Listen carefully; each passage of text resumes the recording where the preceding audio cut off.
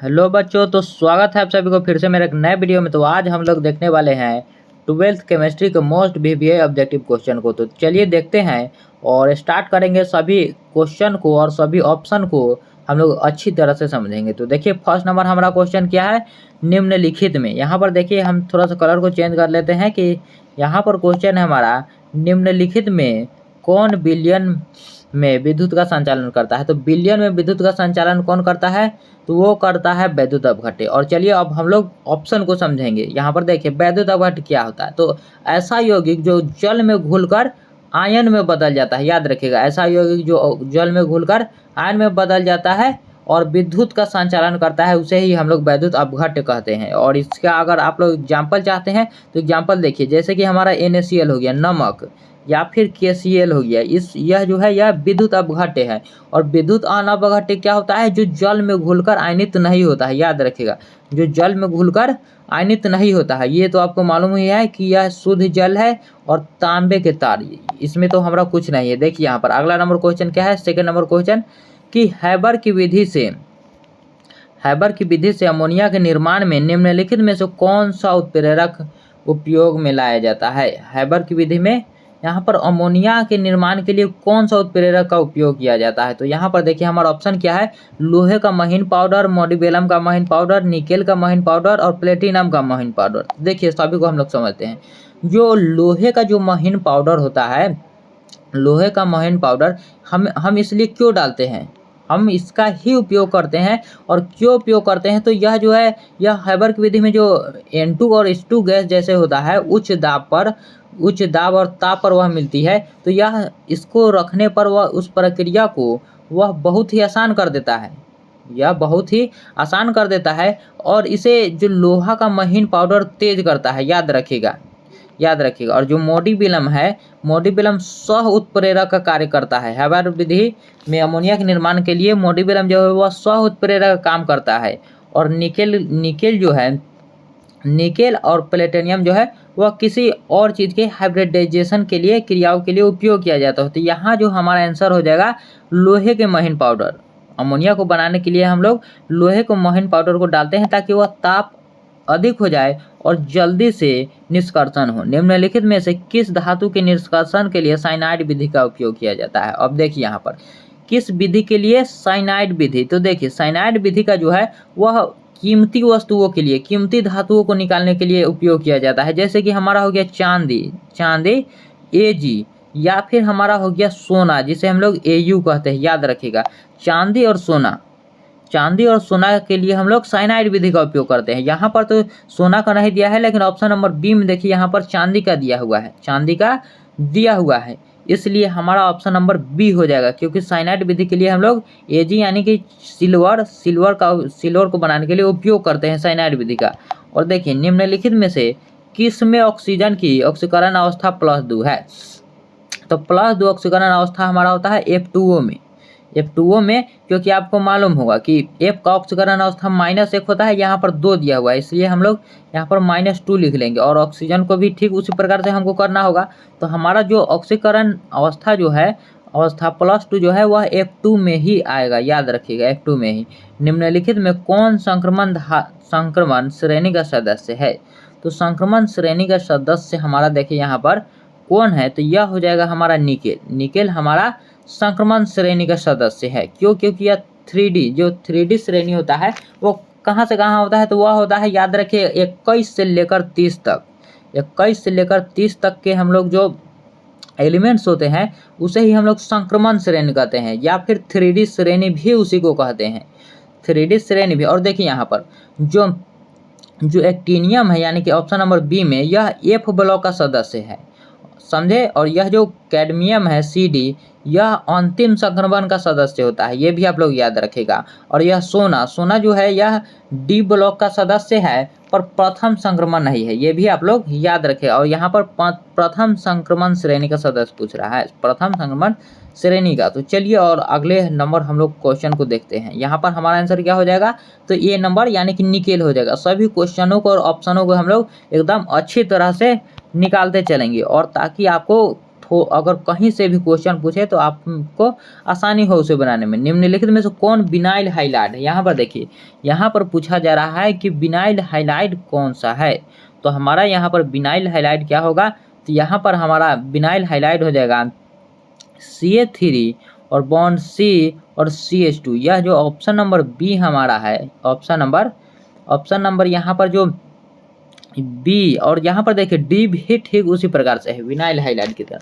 यहाँ पर हमारा यह जो क्वेश्चन है, यहाँ पर बी और सी दोनों को ही अगर चाहे तो यह माना जा सकता है। और फिर यह एक इस प्रकार का होता है कि आप चाहे तो अगर ठीक से अगर किया जाए तो इनमें से दोनों भी नहीं होगा, लेकिन अगर हमें दिया है तो ऑप्शन नंबर ज़्यादातर यहाँ पर बी आप लोग सही कर सकते हैं, बी को या आप सही मार सकते हैं। देखिए यहाँ पर अगला नंबर क्वेश्चन क्या है? निम्नलिखित में से कौन जल में घुलनशील है? तो जल में घुलनशील कौन है? यहाँ पर देखिए, तो जल में घुलनशील है हमारे मेथेनॉल। याद रखिए जल में घुलनशील कौन है यहाँ पर? तो जल में घुलनशील हमारा हो जाएगा मेथेनॉल, जो कि है CH3OH। और देखिए यहाँ पर यह किस प्रकार से घुलता है? जो मेथेनॉल है, मेथेनॉल में जो हाइड्रोजन बॉन्ड होता है, इसीलिए यह जल में घुलता है। और यहाँ पर जो और भी कई क्वेश्चन है, यहाँ पर देखिए CaCl3, CCl4 और CH2, यह जो है हमारा, यह इसमें नॉन पोलर होता है, जो कि जल में घुल ही नहीं सकता है। जो कार्बन का टेट्राक्लोराइड है, क्लोरोफिल, ये जल में घुल ही नहीं सकता है। लेकिन यहाँ जो हमारा ऑप्शन में मेथेनॉल है CH3OH, यह इसके पास हाइड्रोजन बॉन्ड होता है, अतः यह जल में घुल सकता है। इसलिए हमारा ऑप्शन नंबर ए जो है वह सही हो जाएगा। देखिए अगला नंबर क्वेश्चन, निम्नलिखित में से किसके ऑक्सीकरण से एसीटोन प्राप्त होता है? तो एसीटोन जो है वह किसके ऑक्सीकरण से प्राप्त होता है? तो वह होता है हमारा 2-प्रोपेनॉल। याद रखिए 2-प्रोपेनॉल, जो यहाँ पर जो प्रोपेनॉल होता है उसके ऑक्सीकरण से ही हमारा एसीटोन प्राप्त होता है, उसके ऑक्सीकरण से हमारा एसीटोन प्राप्त होता है। तो यहाँ पर हमारा आंसर हो जाएगा CH3CHOHCH3, जो कि ऑप्शन नंबर सी में है। यह बिल्कुल भी हमारा सही हो जाएगा। देखिए यहाँ पर और भी हम लोग एकदम अच्छी तरह से डिटेल में समझेंगे। देखिए यहाँ पर जो ऑप्शन नंबर ए है, यह एक एल्डिहाइड है। याद रखिएगा CH4 यह जो है यह एक एल्डिहाइड है, और इसको जब आप लोग ऑक्सीकरण कीजिएगा तो यह एसिड बनाएगा, यह एसिड बनाएगा। और जो अगला नंबर है ऑप्शन, देखिए यहाँ पर C2H5OH, जो प्राइमरी एल्कोहल है, ये आपको मालूम होगा, ये भी एल्डिहाइड या एसिड बनाएगा, एल्डिहाइड या एसिड। और यह आपको मालूम होगा कि यह तो एसीटोन, इससे एसीटोन प्राप्त हो सकता है, लेकिन जो ऑप्शन नंबर डी है वह एल्कोहल पर सीधा एसीटोन नहीं दे सकता है, ये भी आप लोग याद है। इसलिए हमारा ऑप्शन नंबर सी बिल्कुल ही सही हो जाएगा। और एकदम डिटेल में हम लोग जानते चलेंगे ताकि आपको कोई भी प्रॉब्लम ना हो। प्राइमरी एमीन की अभिक्रिया ग्रिग्नार्ड अभिकर्मक से कराने पर निम्नलिखित में से कौन बनता है? प्राइमरी एमीन की अभिक्रिया ग्रिग्नार्ड अभिकर्मक से कराने पर निम्नलिखित में से कौन बनता है? तो यहाँ पर देखिए कौन बनेगा, तो वह क्या बनेगा? तो वह एक एल्केन बनेगा। याद रखिएगा एल्केन ही बनेगा, वह एक एल्केन बनेगा। अगला नंबर क्वेश्चन देखिए, निम्नलिखित में से किसमें ईस्टर बॉन्ड है? ईस्टर बॉन्ड जो है वह किसमें होगा? तो यह हो जाएगा हमारा टेरिलिन में। याद रखिएगा ईस्टर जो बॉन्ड होगा वह किसमें होगा? तो हमारा वह टेरिलिन में होता है। यहाँ पर डेरिलिन नहीं होगा, यहाँ पर टेरिलिन हो जाएगा। याद रखिए टेरिलिन में ईस्टर बॉन्ड पाया जाता है। और यहाँ पर और भी अगर हम लोग डिटेल में इसकी चर्चा करें तो यहाँ पर देखिए इसमें तो टेरिलिन बॉन्ड पाया जाता है, यानी पॉलिस्टर और नाइलॉन। यहाँ पर जो नाइलॉन है, नाइलॉन क्या है? तो यह एक एमाइड बंधन होता है, एमाइड बॉन्ड।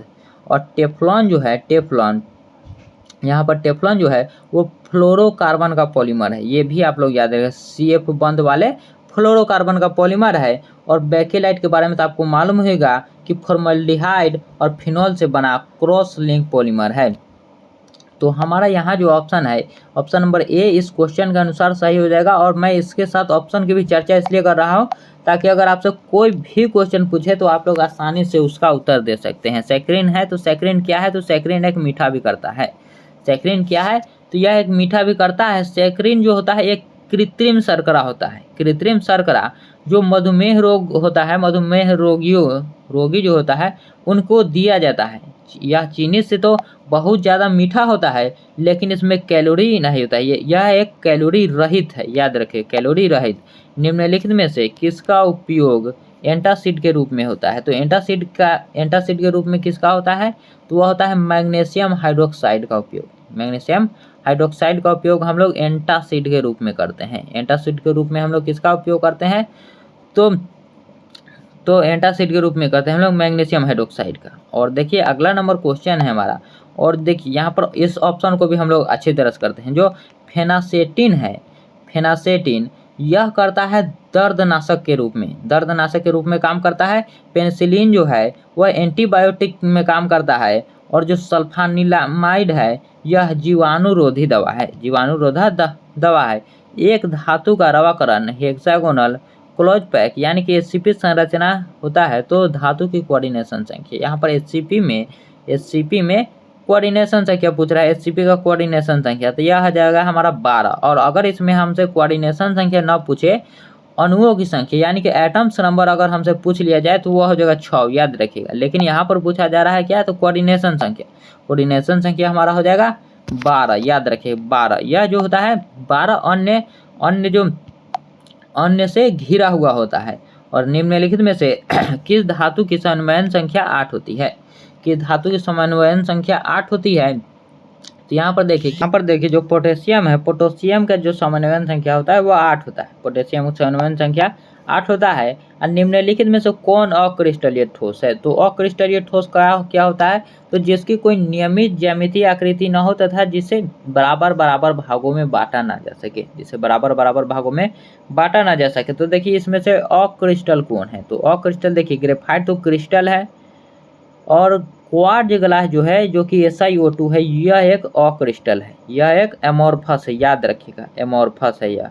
और अगला नंबर क्वेश्चन क्या है, चलिए अगला नंबर क्वेश्चन को देखते हैं हम लोग।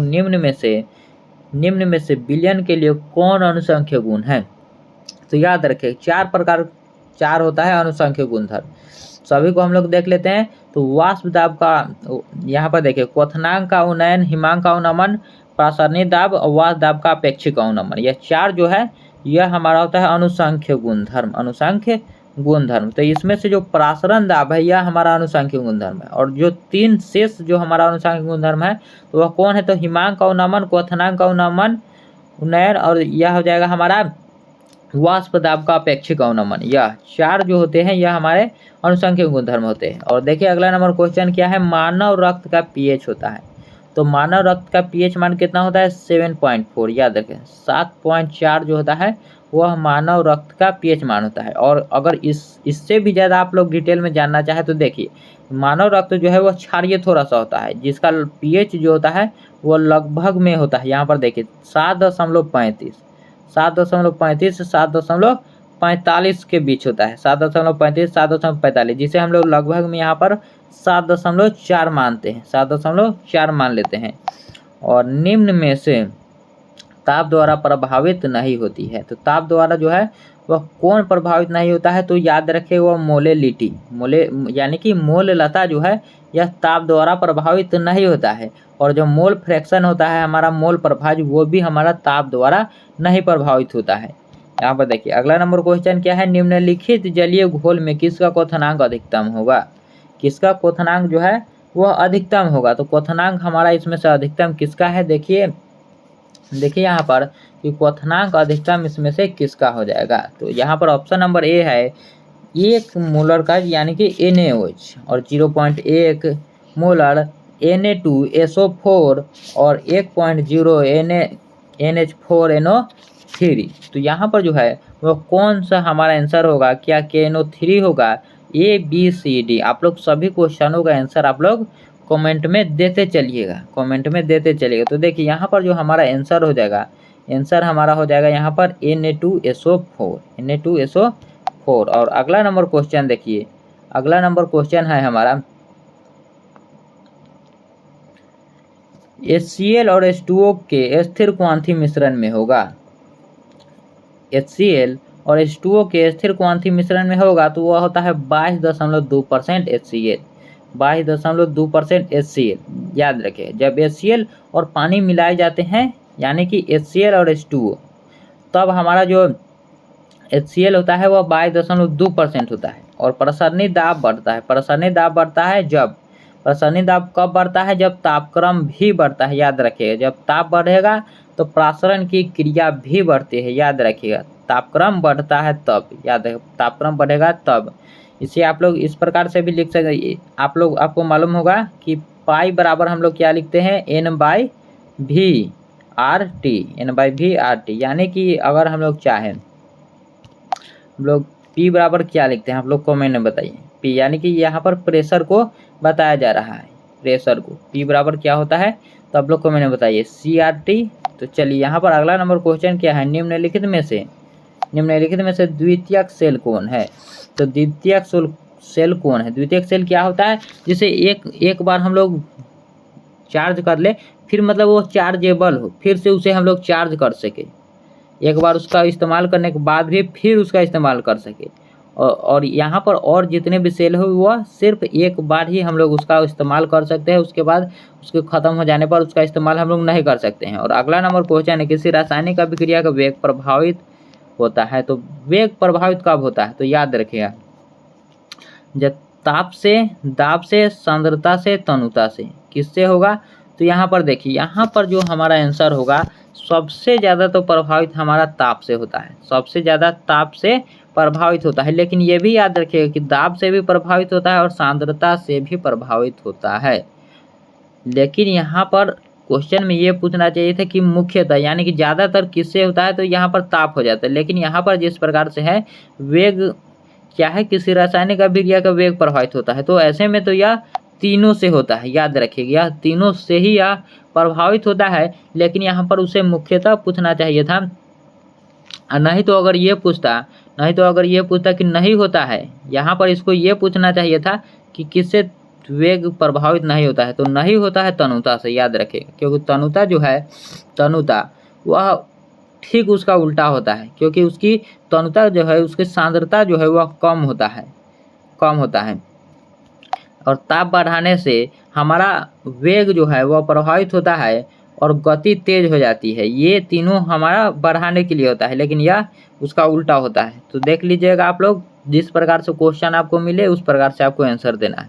और अगला नंबर क्वेश्चन देखिए, अगला नंबर क्वेश्चन है, किसी विलयन के 200 मिलीलीटर में 2 ग्राम NaOH घुले हैं। तो विलयन की मोल राशि क्या होगी? 200 ग्राम में 2 ग्राम NaOH घुले हैं, तो विलयन की मोल राशि क्या होगी? तो विलयन की जो मोल राशि हो जाएगी, यह 0.5 हमारा हो जाएगा। 0 कितना होगा? तो 0.5 हमारा यहाँ पर 0.5, या फिर आप यहाँ पर देखिए, यहाँ पर ऑप्शन को पहले हम लोग देखते हैं। 0.25 दिया हुआ है और 0.5। तो हमारा जो ऑप्शन जो है, यह ए नंबर बिल्कुल सही होगा। ए नंबर जो है वही सही होगा, 0.5 सही नहीं होगा, क्योंकि सही उत्तर होना चाहिए यहाँ पर 0.25 मोलर। यहाँ पर अगला नंबर क्वेश्चन क्या है? NaOH में इनमें से किसे कहते हैं? NaOH जो है, इनमें से किसे कहते हैं? तो किसे कहते हैं? देखिए यहाँ पर कास्टिक सोडा, धोबिया सोडा, कास्टिक पोटास, या फिर इनमें से सभी। NaOH जो है वह कास्टिक सोडा को हम लोग कहते हैं। किसे कहते हैं? तो वह कास्टिक सोडा को हम लोग कहते हैं। यहाँ पर देखिए, जो कि ऑप्शन नंबर ए में है। सल्फाइड अयस्कों का सांद्रण किया जाता है। तो सल्फाइड अयस्कों का सांद्रण कैसे किया जाता है? तो वह फेन उत्प्लावन विधि द्वारा होता है। फेन उत्प्लावन विधि द्वारा होता है वह सल्फाइड अयस्क। सल्फाइड अयस्क मतलब क्या? तो जैसे कि हमारा जिंक सल्फाइड होता है, यानी कि ZNS, PbS, इस प्रकार जो है, यह जो होता है, यह सल्फाइड अयस्क होते हैं। इसी के लिए इसका उपयोग किया जाता है, इसके सांद्रण के लिए इसका उपयोग किया जाता है। इसमें क्या होता है फेन उत्प्लावन विधि में? तो यह जो विधि है, यह अयस्क के कण जो होते हैं वह तेल से चिपक कर वह झाग के साथ ऊपर चले आते हैं, और जो अशुद्धि जो होता है वह मिट्टी के जो अशुद्धि होता है वह नीचे बैठ जाता है, याद रखिएगा। और विद्युत विच्छेदन जो है, या शुद्धिकरण के लिए उपयोग किया जाता है। और भर्जन अयस्कों को गर्म करने के लिए, और अयस्कों को गर्म करके ऑक्साइड में बदलने के लिए इसका उपयोग किया जाता है। लेकिन यहाँ पर पूछ रहा है अयस्कों के सांद्रण, सल्फाइड अयस्कों के लिए, तो यहाँ पर फेन उत्प्लावन विधि हो जाएगा हमारा। और नल जल का सूत्र पूछ रहा है, तो नल जल का सूत्र क्या हुआ? तो जो हमारा H2O होता है वही हो जाएगा, साधारण जल। और यहाँ पर देखिए, कार्बन का इलेक्ट्रॉनिक विन्यास क्या है? तो कार्बन का जो इलेक्ट्रॉनिक विन्यास है, यह हो जाएगा हमारा 1s2, 2s2, 2p2, याद रखें 2p2, यह हमारा कार्बन का इलेक्ट्रॉनिक विन्यास हो जाएगा। यहाँ पर देखिए 1s2 2s2 2p2। और NaOH क्या है, तो NaOH एक क्षार है। NaOH क्या है, तो NaOH एक क्षार है। और देखिए अगला नंबर क्वेश्चन क्या है, अगला नंबर क्वेश्चन है निम्नलिखित में से कौन सी गैस जल पर एकत्र नहीं की जा सकती है। तो किसे हम लोग जल पर एकत्र नहीं कर सकते हैं, तो यहाँ पर हमारा हो जाएगा, यहाँ पर क्या है ऑप्शन, हम लोग देखिए ऑप्शन को हम लोग देख कर बनाएंगे कि किसे हम लोग जल पर एकत्र जो है वह किसे नहीं कर सकते हैं, किसे हम लोग नहीं कर सकते हैं। तो O2 H2S SO2 या फिर N2, इसमें से कौन है जिसे हम लोग जल पर एकत्र नहीं कर सकते हैं। तो यहाँ पर हमारा आंसर हो जाएगा, यहाँ पर हमारा आंसर हो जाएगा SO2। याद रखिए जल पर एकत्र हम किसे नहीं कर सकते हैं, तो SO2 जो है उसे हम लोग जल पर एकत्र नहीं कर सकते हैं। देखिए अगला नंबर क्वेश्चन क्या है, हीलियम का सूत्र है। तो हीलियम का सूत्र हमारा हो जाएगा He। हीलियम का जो सूत्र है वह हमारा हो जाएगा He। आवर्त सारणी के द्वितीयक आवर्त में तत्वों की संख्या क्या है, आवर्त सारणी के द्वितीयक में दूसरे में हमारा है 8, याद रखें 2 और उसके बाद 8। और ऑक्सीजन और ओजोन है, ऑक्सीजन और ओजोन है। तो ऑक्सीजन और ओजोन क्या है, तो यह एक अपर रूप है, अपर रूप। क्योंकि देखिए यहाँ पर ऑक्सीजन जो होता है वह O2 होता है और यहाँ पर ओजोन होता है, इसे हम लोग O3 कहते हैं, O3 लिखते हैं। यह दोनों जो है वो ऑक्सीजन के रूप है, इसलिए यह उसके स्वरूप होता है, यानी कि इसे हम लोग अपरूप कहते हैं, अपरूप। निम्नलिखित में से कौन सा धातु साधारण तापक्रम पर द्रव होता है। तो साधारण तापक्रम पर द्रव कौन होता है, तो यहाँ पर देखिए ऑप्शन देखिए जिंक पारा ब्रोमीन जल, जिंक पारा ब्रोमीन और जल, जिंक पारा और ब्रोमीन जल। तो यहाँ पर हमारा आंसर हो जाएगा पारा। पारा जो है साधारण तापक्रम पर भी यह द्रव होता है, साधारण तापक्रम पर यह द्रव होता है। पारा को क्या संकेत होता है, तो Hg, याद रखिएगा Hg। निम्नलिखित में सबसे कम भास्मिक कौन है, तो सबसे कम भास्मिक कौन होगा, तो हमारा NF3। जो NF3 है यहाँ पर यह हमारा सबसे कम भास्मिक हो जाएगा। और H2SO4 है, H2SO4 क्या है, तो यह क्या है, तो यह एक एसिड है, अम्ल है, याद रखिएगा यह एक सल्फ्यूरिक अम्ल है। और चलिए थोड़ा सा अब हम लोग स्पीड को अपना बढ़ाते हैं और स्पीड में हम लोग अब चलते हैं। देखिए त्रिक्षारकीय अम्ल है, तो त्रिक्षारकीय अम्ल कौन है, तो H3PO4। H3PO4 जो है वह त्रिक्षारकीय अम्ल है। यहाँ पर हम लोग त्रिक्षारकीय है या किस प्रकार पढ़ाएंगे, किस प्रकार हम लोग समझेंगे। यहाँ पर जो 4 है जो भी हो इससे हम लोग एक कम कर देंगे, एक कम कर देंगे, वही हमारा आंसर हो जाएगा। देखिए सफ़ेद फास्फोरस यानी कि P4 में इनमें से क्या सही नहीं है, सफ़ेद फास्फोरस यानी कि P में से कौन सही नहीं है। तो यहाँ पर देखिए हमारा जो ऑप्शन नंबर ए है, यानी कि ऑप्शन नंबर ए देखिए 6 pp सिंगल बॉन्ड, यहाँ पर 6। और जो pp है फास्फोरस का वह सिंगल बॉन्ड नहीं होता है, यह जो है यह एक गलत है, यह गलत है। और देखिए अगला नंबर क्वेश्चन क्या है, निम्नलिखित में से कौन पी ब्लॉक तत्व नहीं है। तो पी ब्लॉक के तत्व कौन नहीं है, यहाँ पर ये देखिए तो मैग्नीशियम जो है वह पी ब्लॉक के तत्व नहीं है। नहीं तो यहाँ पर जो लेड है, एल्युमिनियम है, एसएन है, टीन है, यह सब जो है यह पी ब्लॉक के तत्व है। और अगला नंबर देखिए निम्न में से किसमें पी पाई डी पाई बंधन है। तो पी पाई डी पाई बंधन किसमें है, तो यह है SO3 2 माइनस में, याद रखिए SO3 2 माइनस में। निम्न फोटोग्राफिक फिल्म प्लेट में जो फोटोग्राफिक फिल्म प्लेट होता है वह किसका ऊर्जा घटक होता है, तो यह होता है सिल्वर ब्रोमाइड का, याद रखिएगा सिल्वर ब्रोमाइड का। और अगला नंबर क्वेश्चन देखिए कौन सी धातु का नाइट्रेट की ऊष्मीय विघटन होने पर रंगहीन गैस मुक्त करता है। तो कौन है जो रंगहीन गैस मुक्त करता है, तो वह हो जाएगा NaNO3, NaNO3 हमारा पर हो जाएगा, यहाँ पर NaNO3 यहाँ पर हमारा आंसर हो जाएगा। और देखिए यहाँ पर अगला नंबर क्वेश्चन क्या है, अगला नंबर क्वेश्चन है हमारा भूपर पट्टी पर सर्वाधिक पाए जाने वाले तत्व, भूपर पट्टी पर सर्वाधिक पाए जाने वाले तत्व कौन है। तो यहाँ पर देखिए यहाँ पर तत्व पूछा जा रहा है, ठीक, हम लोग उस तरह से आंसर देंगे। यहाँ पर देखिए ऑप्शन ए क्या है, तो सिलिकॉन, एल्युमिनियम, जिंक और लोहा।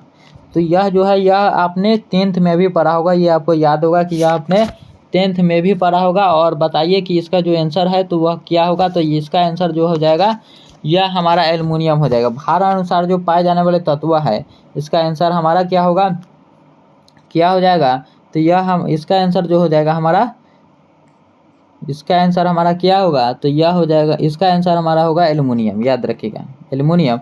लेकिन यहाँ पर भार अनुसार नहीं पूछा जाए, सर्वाधिक पाए जाने वाले तत्व पूछ रहा है। सर्वाधिक पाए जाने भूपर पट्टी पर सर्वाधिक पाए जाने वाले कौन से तत्व है, तो इसका हमारा यहाँ पर सिलिकॉन भी आंसर हो सकता है। सिलिकॉन और एल्युमिनियम जो है वह भार अनुसार ज़्यादा पाया जाता है, और लेकिन सिलिकॉन भी पाया जाता है। तो यहाँ पर इस दोनों को ऑप्शन को आप लोग मिला लीजिएगा कि इसमें से कौन आंसर सही होगा, क्योंकि कहीं कहीं पर आपको एल्युमिनियम देगा और यहाँ पर सिलिकॉन भी कहीं कहीं पर देता है।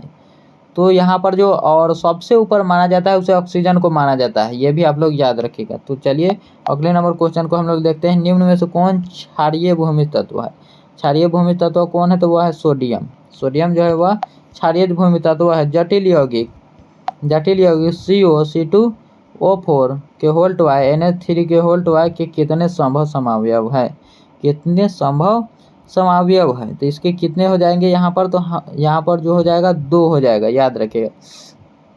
यहाँ पर आंसर क्या हो जाएगा, तो यहाँ पर 2 हो जाएगा। निम्नलिखित में से हरा थोथा कौन है?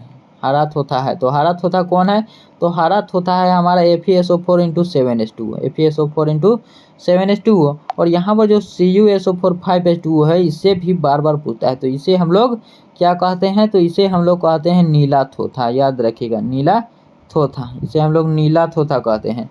और FeSO4 × 7H2O को हरा थोथा। और यह जो है CaSO4 × 2H2 है, यह जिप्सम का सूत्र है, याद रखिएगा जिप्सम का सूत्र है। चलिए अगला नंबर क्वेश्चन को हम लोग देखते हैं क्या है। NiCO4 में निकेल की ऑक्सीकरण अंक क्या है, तो निकेल के ऑक्सीकरण अंक क्या होगा, निकेल का, तो यहाँ पर निकेल का जो है, निकेल का हमारा हो जाएगा 0, याद रखिए। किस प्रकार आप चाहे तो इसका निकाल भी सकते हैं, इसका ऑक्सीकरण संख्या आप निकाल लीजिएगा, आपको यह मालूम हो जाएगा क्या होगा यहाँ पर निकेल का। और एल्काइन का सामान्य सूत्र है, तो एल्काइन का सामान्य सूत्र क्या होगा, तो CnH2n-2 एल्कीन एल्काइन आपको मालूम होगा। बेकेलाइट फिनॉल से किसके साथ अभिक्रिया द्वारा प्राप्त होता है? बेकेलाइट फिनॉल से किसके द्वारा अभिक्रिया द्वारा प्राप्त होता है, तो फॉर्मल्डिहाइड के साथ, यह जो है प्राप्त होता है फॉर्मल्डिहाइड के साथ। CA3CO और CA3 का IUPAC नाम किया है। तो इसे आप लोग देखिए, कार्बन को भी आप लोग गिन के आप मालूम कर सकते हैं। देखिए 1 कार्बन 2 कार्बन 3 कार्बन, यानी कि मेथ एथ प्रोप। और इसे यह जो जब लग जाता है तो यहाँ पर नोन हो जाता है, ये आपको मालूम होगा। तो प्रोपेनोन, यहाँ पर ऑप्शन नंबर जो ए है यह हमारा सही हो जाएगा, प्रोपेनोन। यहाँ पर क्या है, HCOOH, यह क्या है, तो यह एक भास्मिक अम्ल है, यह एकल भास्मिक अम्ल है, याद रखिएगा। जो 51 नंबर क्वेश्चन है हमारा, यहाँ पर जो 51 नंबर क्वेश्चन में हमारा दिया हुआ है यह क्या है, तो यह एक हो जाएगा हमारा एकल भास्मिक अम्ल। और देखिए अगला नंबर क्वेश्चन क्या है, प्रतिक्रिया, इस प्रतिक्रिया को क्या कहते हैं? देखिए RCOCl + H2, यहाँ पर क्या है PD, यहाँ पर BaSO4 RCHO + HCl, इससे यह बनता है। तो यह क्या है, तो यह एक यह जो है यह रोजेनमुंड रिएक्शन है, रोजेनमुंड अभिक्रिया है, याद रखिए रोजेनमुंड अभिक्रिया। आगे देखिए हमारा क्वेश्चन क्या है कि कार्बोनिल समूह के कार्बन पर कौन सा प्रसंकरण होता है, तो यह प्रसंकरण यहाँ पर क्या दिया हुआ है, इसके अनुसार अगर हम लोग देखें कार्बनिक समूह के, तो यह हो जाएगा हमारा sp2